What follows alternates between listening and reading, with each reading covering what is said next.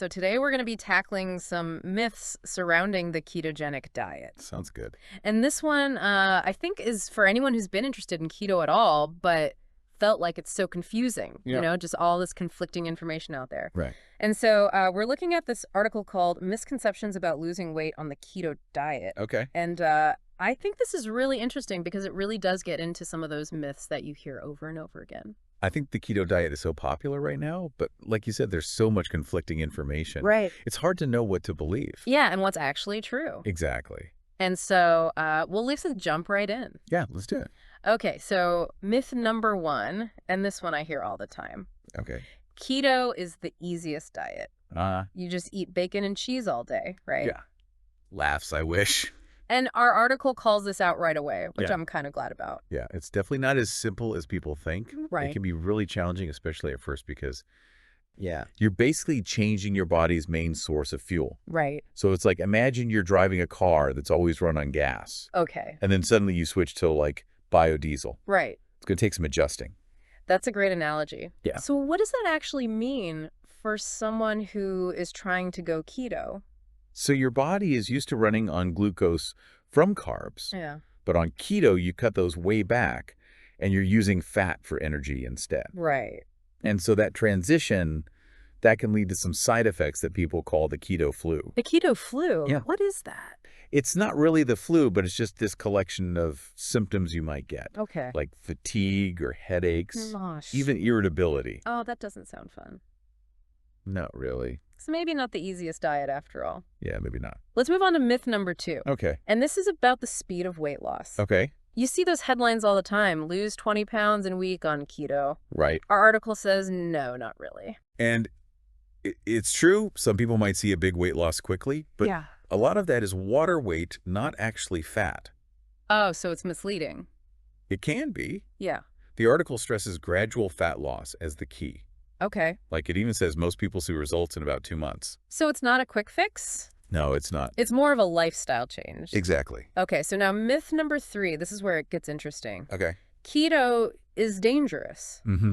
But our article says not necessarily. Yeah, when it's done right, keto can actually be really healthy. Right.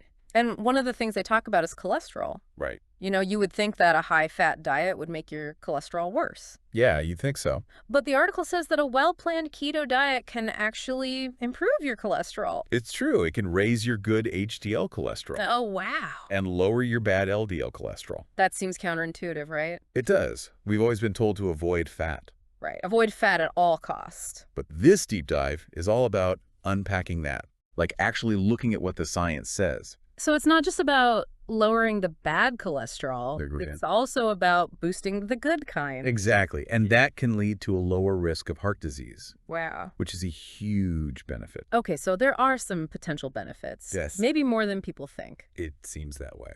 All right, let's talk about myth number 4. Okay. And this one is the scariest. Everyone gets ketoacidosis on keto.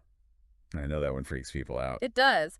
But our article explains that ketoacidosis is a real thing. Yeah. But it's not something that everyone on keto experiences. Right. It happens when your body makes too many ketones, Uh-huh. which makes your blood acidic. And that's dangerous. Yes. Yeah. But that's mostly a risk for people with type 1 diabetes. Right. The article even suggests using keto strips Oh, yeah. to check your ketone levels. That's a good way to monitor things. So you can adjust your diet if you need to. Right. So we've gone through 4 big myths about keto, and it seems like there's more to it than just bacon and cheese. There definitely is. What stands out to you so far? Well, it's interesting how the article talks about fat. Right. It's not the enemy we thought it was. Right. It's about understanding the different types of fat. Right. Good fats versus bad fats. Exactly. And keto, with all the healthy fats, seems like it could actually be good for you Could be. overall. Yeah, for your overall health. It's not a magic solution. No, it's not. And it's important to talk to a doctor Absolutely. before making any big changes to your diet. Yes, especially with something like this. It's not one size fits all. Definitely not. It's about finding what works best for you That's what it's all about, and your health needs. for sure.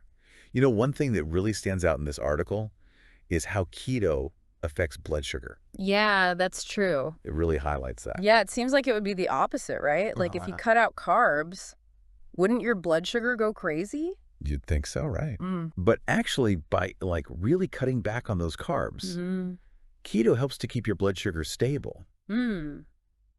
which is really good for people with type 2 diabetes. Right, or people who might be at risk. Exactly. So it's not even just about losing weight. Right. It could really help people manage their blood sugar. Definitely. Yeah. And remember that connection we made earlier with cholesterol and keto? Yeah. The article also talks about heart health and how keto can actually improve that too. Right. I mean, when you think about it, it's not just weight loss. It's like your whole health could be better. It really is a holistic thing. Yeah. And there's even some research now that suggests keto might lower your risk of some cancers. Wait, really? Cancer? It sounds crazy, right? Yeah. But they're finding some interesting things. It's still early, Okay. but some studies suggest that keto might slow down the growth of cancer cells Wow.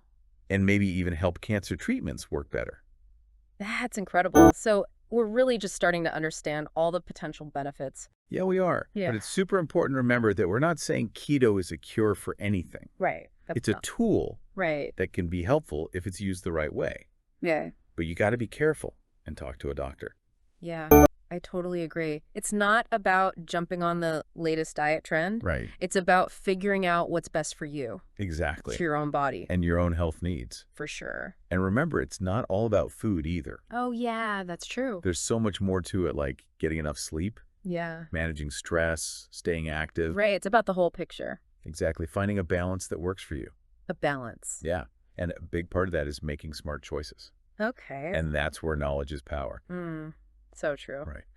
So we've debunked some myths about keto, We have. and we've seen that there might be some real benefits. There might. But it's not as simple as people think. Not at all. I mean, it's not just about bacon and cheese. Definitely not. It's much more complex than that. So what's the main takeaway here for you? I think the big thing is that there are a lot of different ways to think about nutrition. Okay. It's not about following every trend. Yeah. It's about doing your research and finding what works for you personally. Yeah.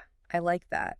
So for our listeners out there, Yeah. the article really emphasized knowing the difference between good and bad fats. It did. So how can people learn to make healthier fat choices, That's a great question. whether they're thinking about keto or not?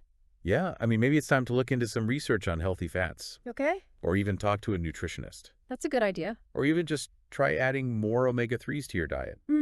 That's a good one. Yeah. Many options. There are. It's all about taking that next step on your health journey. So keep learning Yes. and keep those questions coming. Absolutely. You know, it's funny, right? We've always thought of fat as the bad guy. I know, right? Like fat-free everything. Yeah. But this whole deep dive has really shown that there are good fats and bad fats. Totally. For so long, the message was just avoid fat at all costs. Yeah. But now we're realizing that some fats are actually good for you. Right. Essential even. Yeah, and keto really puts that front and center with its focus on those healthy fats. It does. It really kind of flips the script on how we think about diets. For sure.